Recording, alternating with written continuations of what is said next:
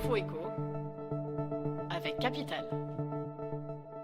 Le chiffre du jour, 377, c'est le nombre de magasins Lidl qui commercialiseront le très attendu Monsieur Cuisine Connect. Le 12 février, l'enseigne proposera de nouveau à la vente son super robot cuisine à prix discount. Le Monsieur Cuisine Connect sera désormais proposé à 279 € contre 359 € lors des dernières opérations commerciales, soit un rabais de 80 €. Mais on ne le retrouvera pas dans tous les Lidl, moins d'un cinquième des magasins en aura en stock.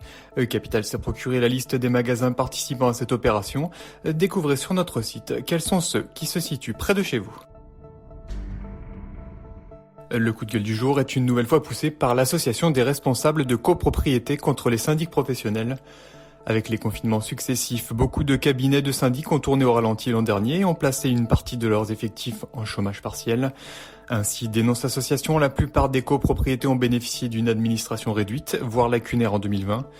Pour autant, les honoraires des gestionnaires, eux, restent dus. À partir du moment où le syndic n'a pas pu réaliser l'ensemble de ses missions et alors qu'il a bénéficié des aides de l'État, il est légitime de reconsidérer ses honoraires annuels. L'éthique impliquerait que les syndics professionnels ne puissent pas manger à tous les râteliers, tacle Émile Agege, le directeur général de l'ARC.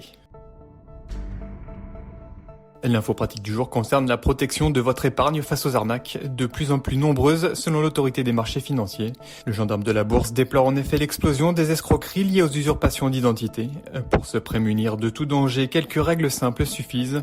Vérifiez d'abord l'identité du professionnel qui vous a contacté en consultant la liste noire de l'AMF ou son application. Autre réflexe à adopter, appeler la société dont se revendique votre interlocuteur pour confirmer son identité et l'association professionnelle dont il se dit membre. Enfin, n'oubliez pas qu'il n'y a pas de rendement sans risque. Si on vous promet une rémunération alléchante et la garantie de votre capital, passez votre chemin, c'est forcément une arnaque.